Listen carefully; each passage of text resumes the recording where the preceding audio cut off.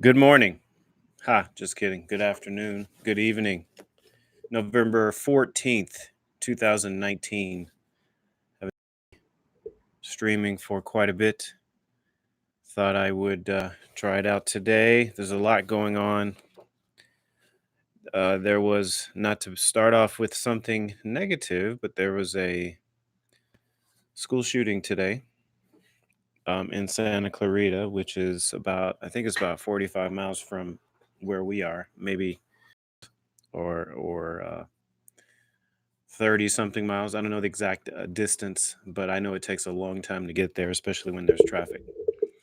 So there was a school shooting today, which is terrible. I think there were 5 or 6 victims, and a couple of people actually passed away, which is terrible. And there's some people in critical condition, which is also terrible. So that's the world that we live in now, and that's something that is kind of scary.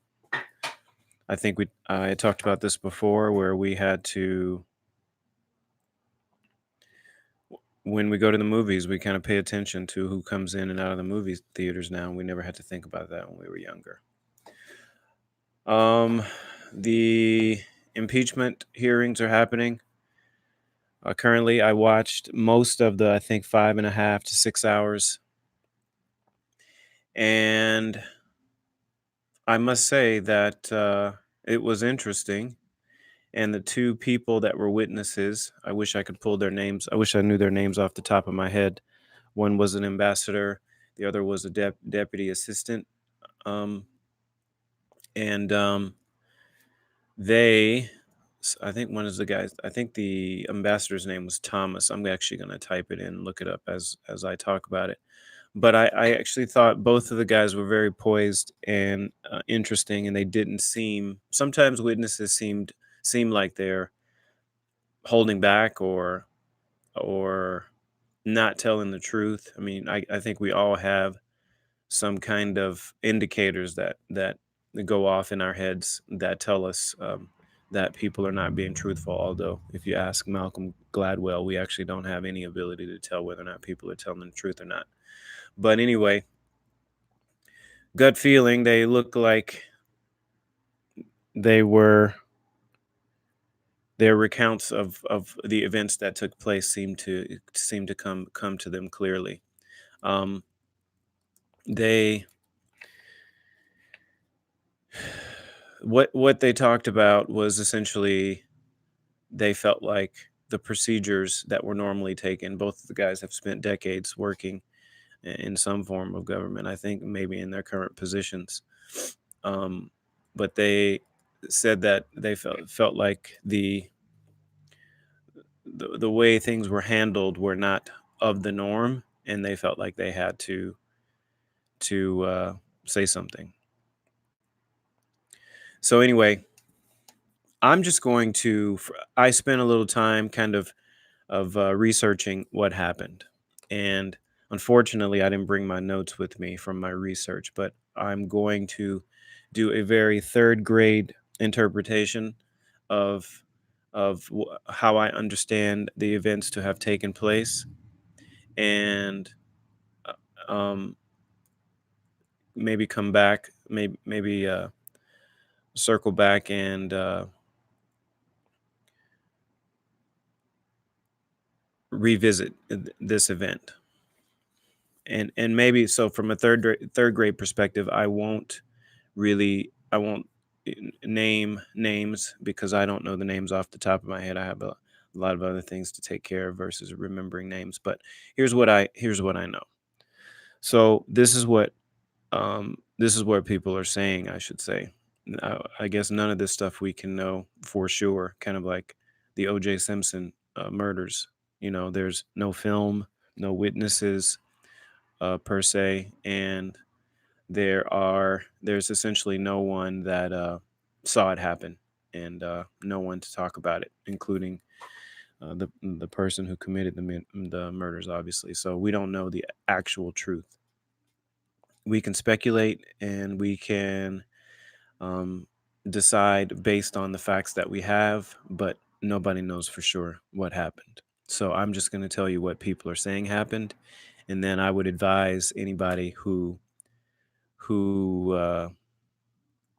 is interested to go back and fill in the blanks and do your own research. So as I understand it, President Trump communicated with the previous president of the Ukraine, and I'm not sure if it was contingent, if the expectations for that president were contingent on aid or not. But he asked the previous president, which from what I understand, they had a relationship, and they had a, let's say, a good connection, where a good working relationship. And uh, Trump asked this president, the not the current president, but the previous president, um, to I'm going to actually look up his name.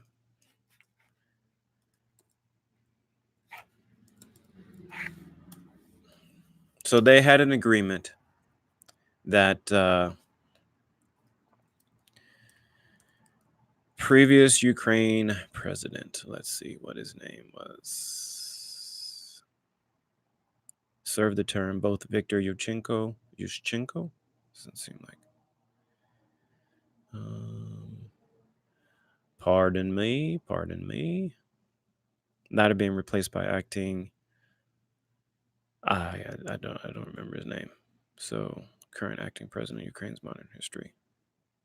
Why don't I remember this guy's name? Anyway, the not the current president, but the previous president was expecting to be reelected, and Trump had an agreement with this previous president that he asked him to investigate the Bidens.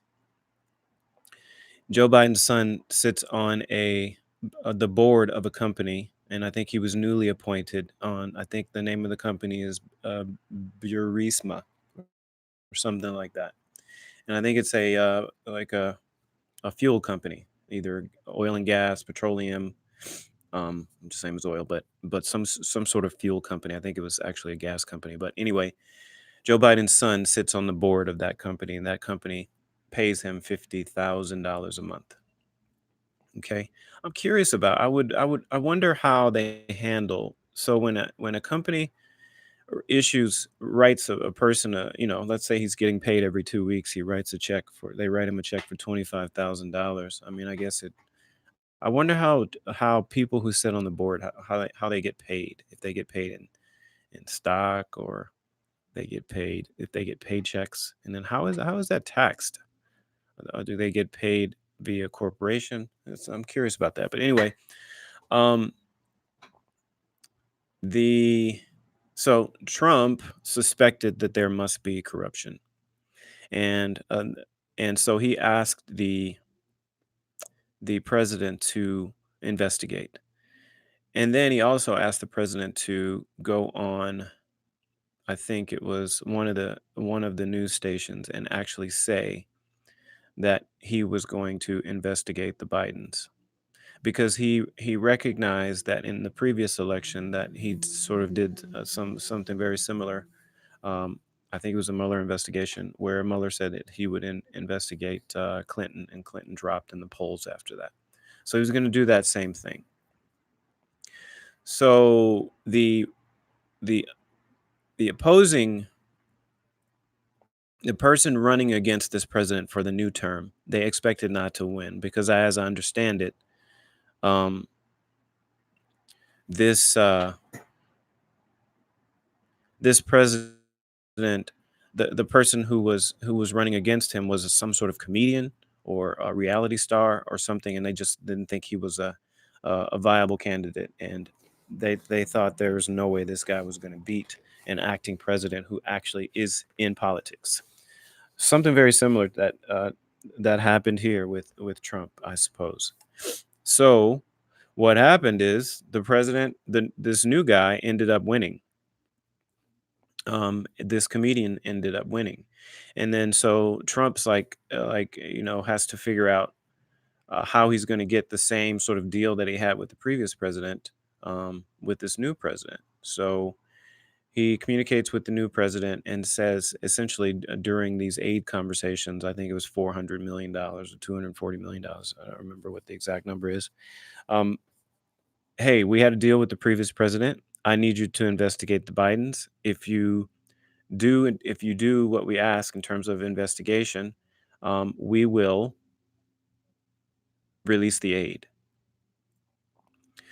So um, that is what is being said that has happened. Now, my thoughts on it are this. First of all, I've talked about my ideas about sitting presidents, and I don't. Though these guys have a lot of power, probably too much power, I actually don't think that they are the real people in charge. And so, since they're not the real people in charge, I'm not going to get emotionally attached or affected by anything that they say or do.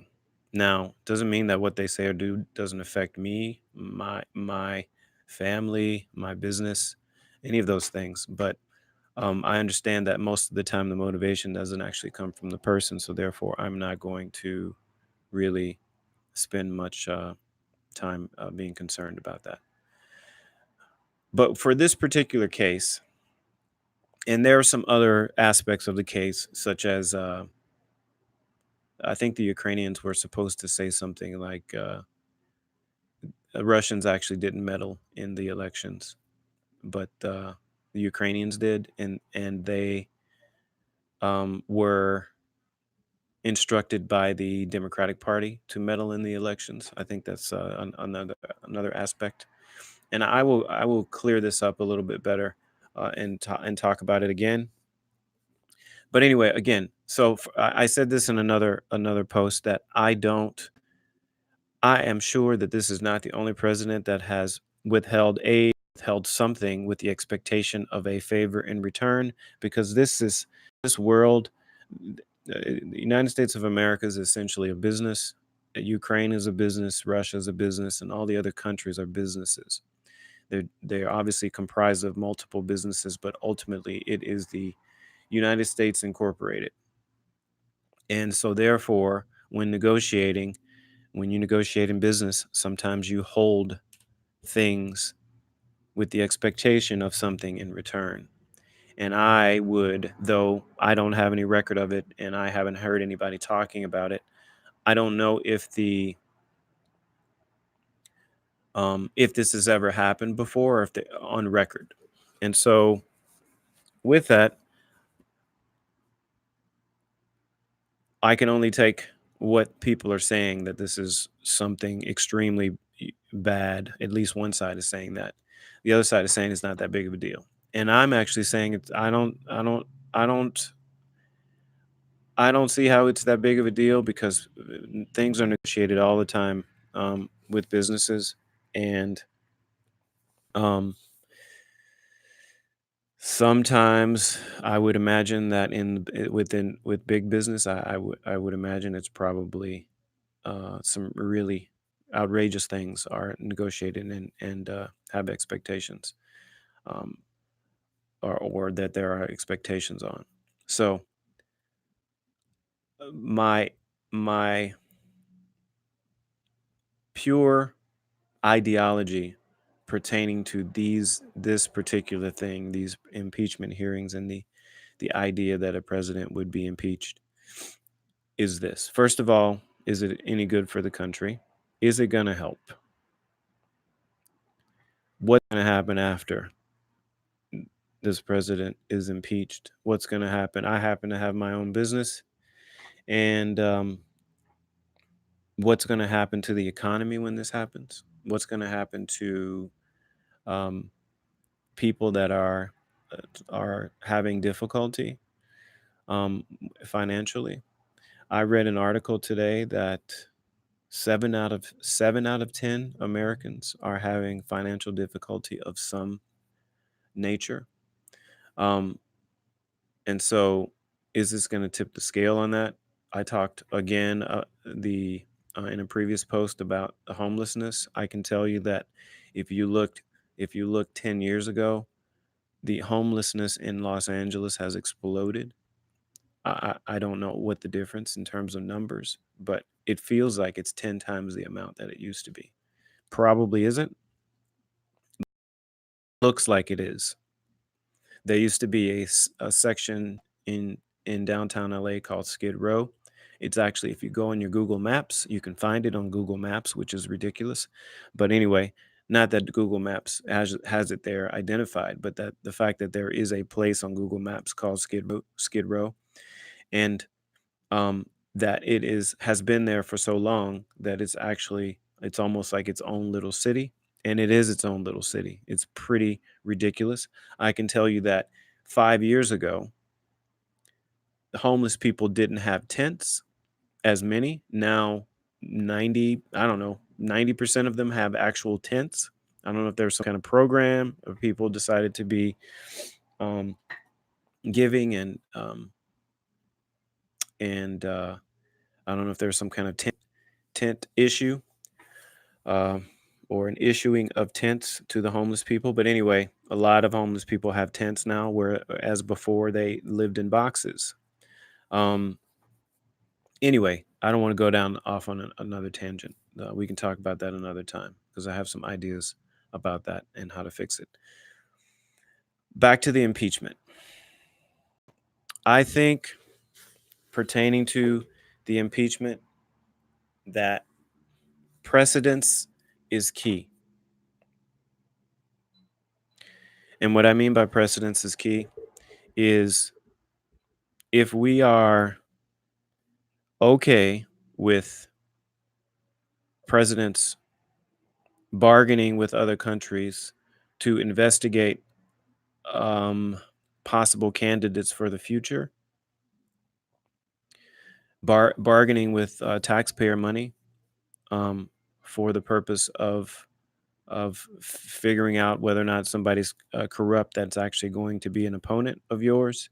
If that in the past has been done and people are okay with it, and if in the future, if that is now going to be allowed in the future, if that's going to be the rule of law, if we are going to allow that type of behavior in the future, then it's okay.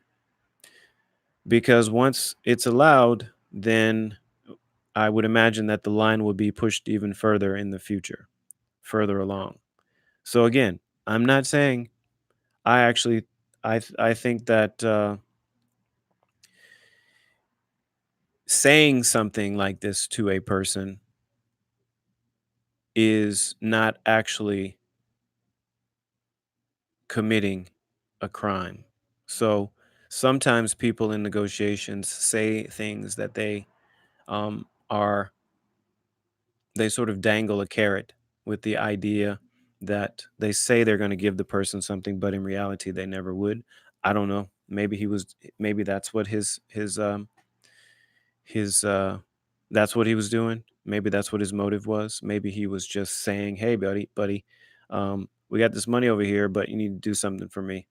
And in reality, he was just going to release the money anyway. But um, I don't know. I don't know if that was that's what he did or that's what he was trying to do. But anyway, going back to precedents, if this has been done before and he's just following suit, I hear that presidents call each other and ask for advice. I'm not sure that he's calling Bill Clinton and asking him for advice. I hear that Bill Clinton actually called Bush's on many occasions to ask for advice on how to handle things. But anyway, I don't know. But just know that if if we decide that this is okay, then this is going to be standard procedure going forward, unless we decide to create some law in the future that says that you can't do this specifically as a president, which maybe they should do that. But and if it's standard procedure, then wow, the floodgates are open. I suppose, for some kind of crazy behavior. And again, I don't know exactly what happened, but this is what, from my research, this is what I have heard that is actually documented that actually did happen. So there you go. I will continue to talk about this in the future. Um, I think that's all I have to say, essentially, on the impeachment hearings. With the exception of, I wish I could remember the guy's name. It's kind of sad that I don't, but I think his name is Thomas, the Ambassador Thomas. Um, he, what's the other guy's name? Kent, I think, and Thomas. Um, I, Veteran. Oh, was it Taylor? Dang it. Sorry.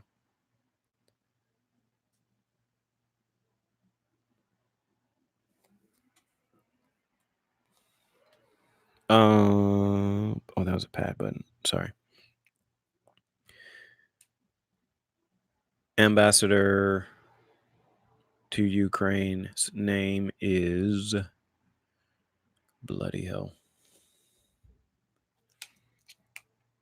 How about we do this?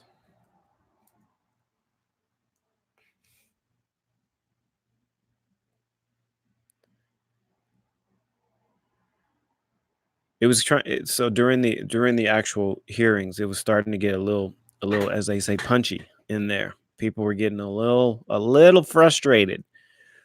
There was some. Oh, sorry, his name is Taylor, William Taylor, and George Kent. And I think they were the first witnesses. So anyway, William Taylor is a veteran, and um, I mean, he's probably everything that any American would aspire to be in terms of giving service to your country. I don't remember the exact his exact background, but the guy went to West Point, and I think out of 800 people, he was top five. I think he was number five or number four. I think. So uh, definitely a big deal, and sounds like he took incredible notes, and he has great recollection for. I don't know how old he is, but he seems to be a little senior in age, and he just seems like to be an upstanding individual. He doesn't seem to be partisan or biased. I don't know if he is. I'm sure that some people think that he is, but anyway, both guys seem to handle themselves well. Kent, he had the I actually had a phrase for it. I don't remember what I have written down, but Kent had like almost like um, the arrogance of a sixth grader. Like, don't ask me any questions. I don't even want to talk to you, but I'll tell you if I have to. Kind of attitude. But both guys seem to really relay at least what they recounted to happen, and they seemed to be truthful. So I don't know if they were or not. Hearings are again on Friday, and it's actually good to be able to talk about this kind of stuff, um, to even witness it, because um, this kind of technology wasn't available to us, to where I could talk to myself and actually have it recorded. Um, so it's going to be cool to look back on this in a few years. I don't know if I talked about this, but just talking about the NFL. First of all, Russell Wilson. I watched the game. I think it was on Sunday. The Seahawks. Who did they play against? I gotta get better at this, remembering these things. I think they played against San Francisco, and which San Francisco also brings to mind another person, which is in the news today. But Russell Wilson, my goodness, that what a game! That game was first of all, the Seahawks were down 2 touchdowns in the first half, maybe in the first quarter. I don't remember how quickly. I didn't actually watch the first quarter, but I watched the second, third, and fourth quarter, and it was a riveting game. Russell Wilson actually did a great job of just staying consistent and being a leader and implementing the multifaceted game of being a running quarterback as well as a throwing quarterback, and had some really major throws and some great. I mean, can you imagine these like 250 to 300-pound guys that work out? I'm not talking about slow. I'm talking about guys that run in the fours, in the 40. Um, and so you have that kind of power that can run into you at any time at full speed. But anyway, so he scrambles through the pocket and sits in there and kind of waits a little bit, and then gets himself in greater positions to to make some incredible throws. And somebody said something that I thought was interesting. I can't say that I follow football like um, a lot of guys, but somebody was saying that he makes it work with any player or any players. And so I kind of feel like, I mean, there are some outlier players like Deion Sanders and Barry Sanders was his name. No, not Barry Sanders. Deion Sanders and was it Barry Sanders? I think Barry Sanders was the running back. Walter Payton. Um, just some really incredible athletes that played in the NFL that really stood out in comparison to everybody else. I was just showing my son somebody the other day who could cut on a dime, and just the power that they generate from being able to turn and cut better or harder than somebody else requires so much power. But anyway, um, Russell Wilson apparently is able to take just regular guys and make them into or make it work with them. And so my thoughts on that are, I think all of these guys are definitely, they're obviously elite athletes already. And I think a lot of times with being good or great, mostly has to do with mentality.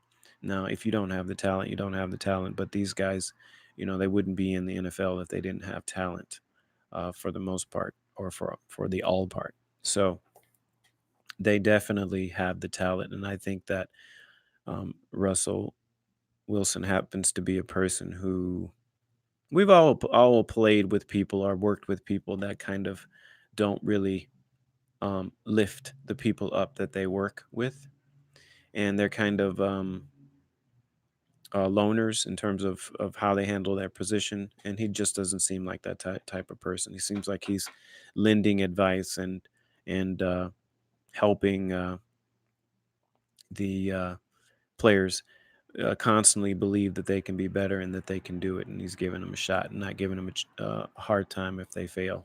I don't know that to be true, but he seems like that type of person. And I feel like I've heard people say that about him. So I think anyway, it was a great game. He ended up, Seahawks ended up winning with a field goal after after he threw an interception, and then they came back and got the ball and came back down the field and got themselves in field goal position, and then their field goal kicker actually won the game, which was great. Another cool story. So there's a guy apparently who didn't get a contract with the NFL before, and he just graduated from college, and nobody picked him up. I think he tried out for a couple teams, and they didn't pick him up, and so he was, they call it off the street. So they hired this guy just for this game or this week because their current kicker is hurt. I think he's on the injured list. So anyway, he comes in, he nails one of them, which I was really happy for the guy because, man, can you imagine? You expect that you're going to play football, and then all of a sudden you try out and you don't make it, and I'm sure that happens to most of them. But he didn't make it as a kicker, and then he gets the call just randomly. Hey, we need a kicker. You want to kick? We'll sign you. We'll sign you for 1 week. So then the guy comes in. He makes his first kick, which was amazing. It was needed. I think it either gave them the lead or gave them the tie, which was great. And he was doing the fist pump, and people were giving him high five. It was awesome. And then they come back down for the win, and he misses. And I mean, he misses bad. And boy, poor fella. I hope he still gets a chance. Um, I think he can actually do it, but again, he just needs that backer, somebody on his team like Russell Wilson to help him believe in himself. Although that may not happen because it seems like kickers are just kind of loners. Nobody helps them out. Another thing that happened last week in football was Lamar Jackson and made this incredible run where again he scrambled through the pocket and he's starting to show up as just an elite superstar in the NFL.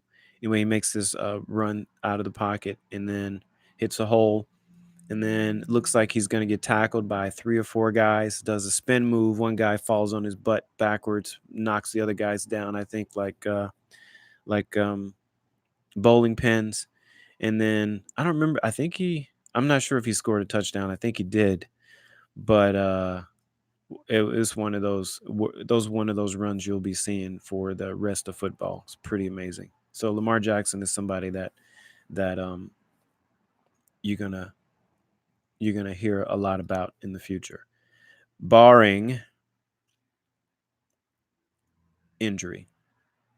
No, I've seen guys that are very nimble at the beginning of their careers, like this guy, and then they get some little nagging injury or some injury because trust me, guys on the defensive end do not want to be made like fools, so they go after these guys. They did the same thing to Neymar in soccer.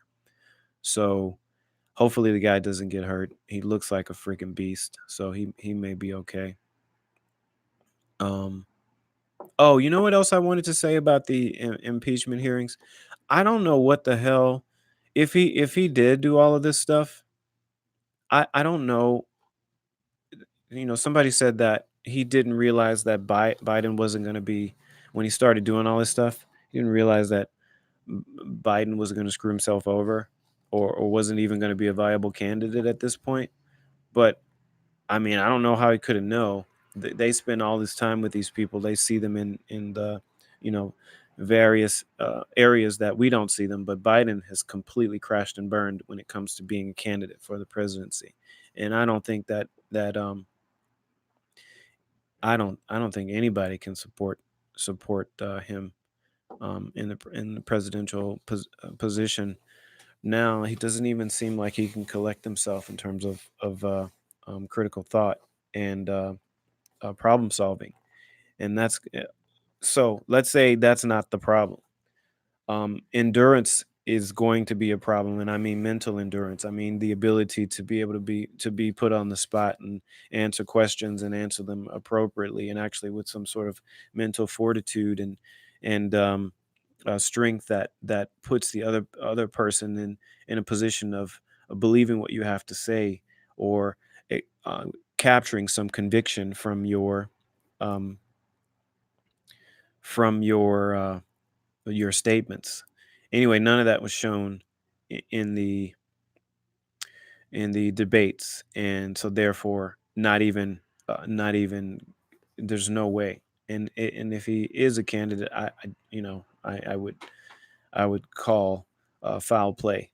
Al Gore would have actually the guy who's many people thought was a robot would have been better at, in this position at this point. So anyway, weird times, man. That guy just completely crashed and burned, and maybe that's why he was the vice president before. He just doesn't have it. Doesn't have that second gear. You gotta. It's not a second gear. It's like you gotta have that squared power. When you take that two and you put that other little two on the top of the two, it's a different two, and he doesn't have that. Some people have it, and some people don't. Like two squared. Get what I'm saying? Anybody? I invented something yesterday. I can't tell you what it is, but You can you'll be the first to you're the first person to know about it. It's a new screw. Okay, so is there anything else that I wanted to go over? Actually, I was watching RZA in a podcast today or yesterday. I can't remember when it was, but I did a podcast on Rick Rubin the other day. Well, just talking about his contributions to the music world, and somebody else, RZA from the Wu Tang. Um, the RZA from Wu Tang actually mentioned Rick Rubin as one of the hip hop pioneers, one of the people who brought a little, a little spice from a little perspective from their side of the world into hip hop, and so therefore is part of the roots of hip hop. So one of my favorite songs in hip hop, or back in the day called rap. I actually don't even like the phrase hip hop, but anyway, um, rap music back in the day, one of my favorite songs was by LL Cool J called Rock the Bells. And if any of you people out there, when you hear this in the future, if any of you people have ever heard or not heard LL Cool J Rock the Bells from, I think, I don't remember the name of the album. Anyway, I saw him perform live in 1984 or 85 in Oakland, California. It was mind-blowing experience because I had never seen anything like that before. Um, but anyway, Rock the Bells was produced by Rick Rubin, and it is one of the best songs ever recorded. Check it out if you haven't seen it. Back to the NFL. So we talked about those two superstars, and I think Russell Wilson is actually, both of these guys are up for MVP, probable MVPs are possible. So some people say that the fact that it was so difficult for Russell Wilson to put San Francisco away, he was knocked down a couple of notches. I think Skip Bayless said that, but I don't know. After that run, it's going to be hard to beat. And I actually haven't watched a full game of Lamar play, so I'm going to check that out, and then I'll give you my MVP pick. But in other news pertaining to the NFL, Colin Kaepernick. You remember Colin Kaepernick? Colin Kaepernick, the guy who is basically a revolutionary for bringing awareness to police brutality. I want to make sure that that is how he's referred to, and not uh, in any other way, because I think that that was his intent, his intention. Though there are some questionable things that he did, but there's some questionable things that I did when I was 27, 26 years old, and there's some questionable things that we've all done in our 20s. There's tremendous amount of pressure and not even the appropriate um, thought processes are happening at that time. But anyway, took a chance. He did what he did, and so he's going to get a tryout for the NFL quarterback position. I think this Saturday, which I guess is not normal. I think normally they have tryouts on Tuesday, or at least on a different time when coaches are actually able to see it. And this was an unexpected tryout. So I don't know if they have some openings, some they're expecting, they're hiring for the possible sellout of quarterbacks. I'm not sure exactly what happened and why this happened. Um, but anyway, Colin Kaepernick's gonna get to try out for quarterback position, a workout. I don't remember what they call it, but I'm s- I'm interested to hear the details about why this is happening and what is it happening for. But yeah, that kind of rounds out the NFL conversation. Colin Kaepernick, who I'm trying to, did I really think that he was gonna ever come back? I don't know. Maybe I did. But this is what I'll say about that. The When you run a business, so this is controversial. The NFL had no choice but to do what they did because they were, I think, at a turning point during this particular time where they were starting to trend down. And I don't know what other people were watching. I know some people were watching soccer. But anyway, they were starting to lose their customer market share and lose, I think, the millennials as as an audience. I think the millennials were not watching football as much. I don't know what they were watching. Excuse me. Anyway, this happened and it just put them in a bind. Now, the controversial statement I'm going to say is this: when you're running a business, there are so many moving pieces and so many moving parts and so many expectations and so many things that pertain to the image of your company and the branding and the marketing and obviously keeping your customers and keeping your customers happy, and all of those customers matter. And if you start to lose a particular group of customers, um, it can provide, let's say, the possibility of extreme failure. And we're talking about a more multi billion-dollar corporation. We're talking about a corporation that runs through the thread and the culture of America, and um, it could be likened to the fact that the government bailed out the banks or the car companies because they were needed in terms of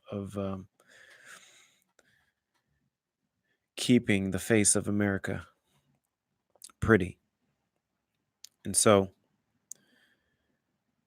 as a business owner, when you have an employee that is creating loss of customers and loss of business, whatever the reason is, if you want to keep that business, you got to get rid of that employee.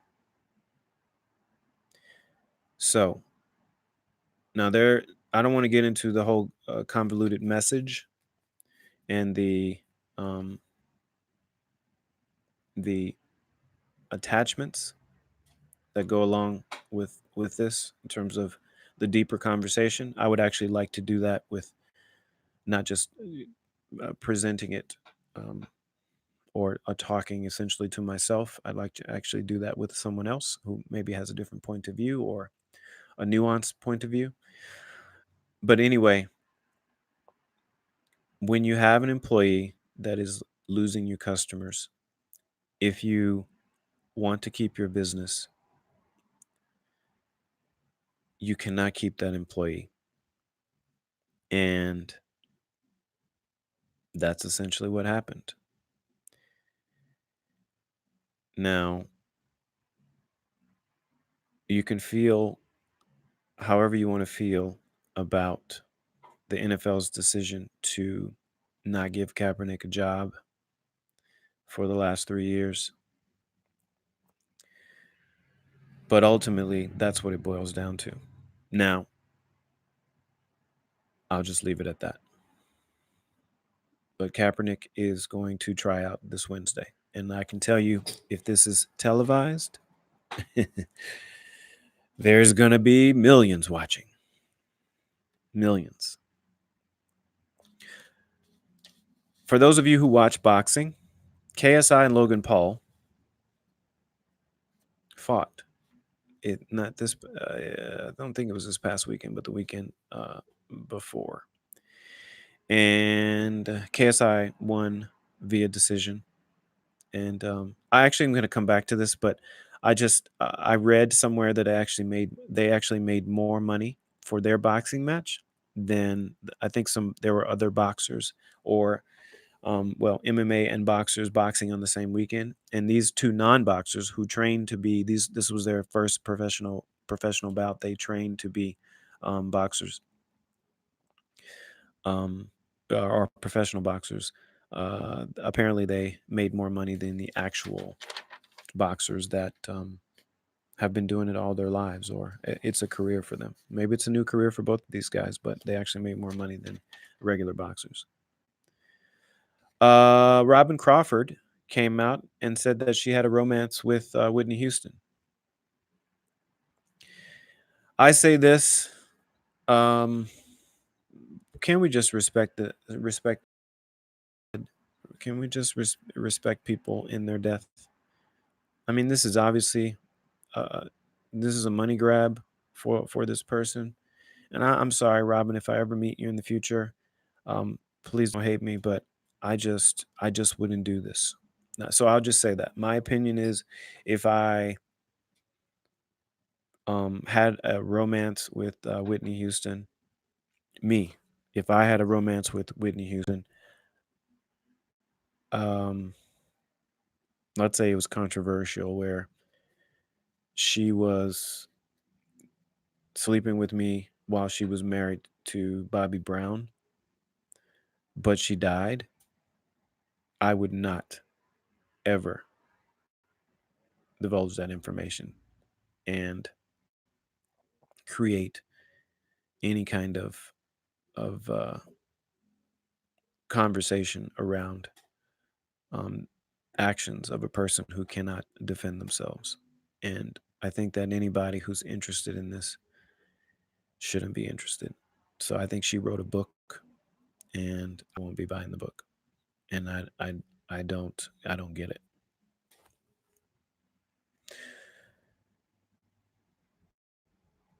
Is copper worth destroying the wilderness?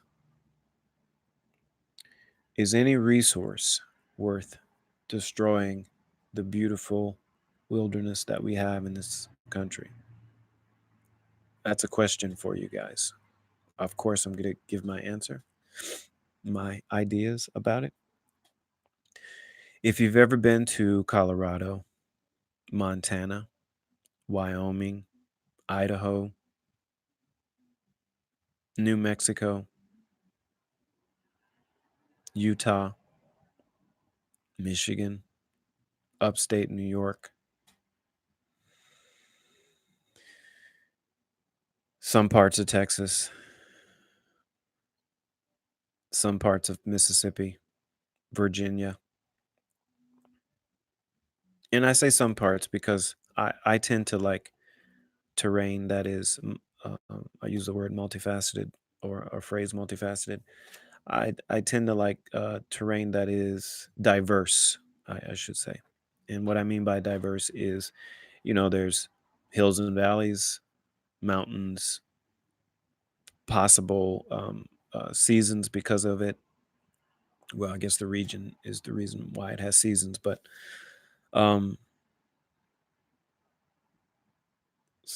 the places that I just mentioned have some of the most beautiful terrain that I have ever seen in my life. I think the most beautiful place, actually, to me, in America, with the exception of Hawaii, is amazing, though it's not in the what's the word, contiguous United States. Um, Hawaii is beautiful, but Colorado is, I think, I think it's the most beautiful place in the states. I think so. If I off and I haven't been everywhere. So far. It's the most beautiful place that I've been because it has mountains, it has rivers, it has streams, obviously it has lakes. Um, but the terrain itself is beautiful. Um, it also doesn't have a lot of people, which is probably helpful for that. But anyway, come on, people. We don't have this is 2019, almost 2020. We don't have to destroy resources anymore. We can let's figure out how to let's figure out a new way to do things without tearing up stuff. Damming rivers and changing water supplies and dirtying the water supply and creating acid rain as it was referred to back in the 70s. And pollution. If you come to California, most of the time you cannot see the mountains clearly. For sure, clearly. Sometimes you can't see them at all. It's ridiculous. So, destroying the wilderness, it's a no-brainer. Stop it. If you're in a business where you have to destroy the wilderness, and I listen, we all are all. One of my cars takes gas. So, uh, sure, call me a hypocrite. I drive a car that takes gas. Um, but I'm saying at this point, tearing up land for resources, displacing, and you know, this anyway, tearing up land for resources, I think is silly. And so we have to figure out a better way to do it. So apparently there is um, something on the books to tear up a particular area in the United States for copper, and I just think it's silly. Here, there's this place in San Gabriel Valley. There, they have some mining companies that I don't know what they're mining. I don't know if they're mining granite or copper or lead or steel or diamonds. I know they're not mining diamonds, but anyway, I don't know what they're mining. But all you have to do is go to this place. Now, out in the San Gabriel Valley, I don't know what that place looked like before they tore it up, but they dug this gigantic hole, and they have since filled one of the holes or a couple of the holes. But you can come out here and you can take a look. When they mine for things, the place gets destroyed. And when they're done mining it, they either leave a big, huge hole, and that's all it is a hole. And so if you like holes, like big mud holes, then so be it. But I would hate to see a place like there's a place in Colorado. I don't want to name it. But anyway, there's a number of places in Colorado.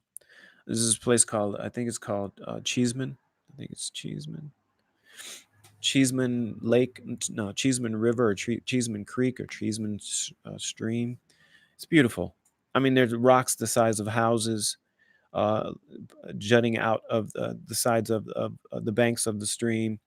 You know, the water is clear as glass. The fish are beautiful and big, very hard to catch. But now, if all of a sudden they found that there was copper in that area, we would never ever see that place like that again. It would just be destroyed, torn up. And the more places that we tear up like that, what are we trying to do? Like, are we just gonna have high-rise buildings everywhere and uh um there is no high-rise building that is prettier than Niagara Falls.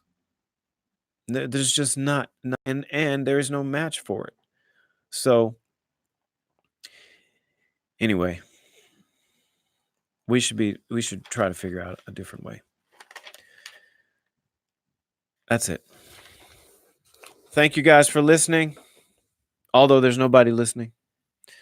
But this is always good to get off my chest. Good night.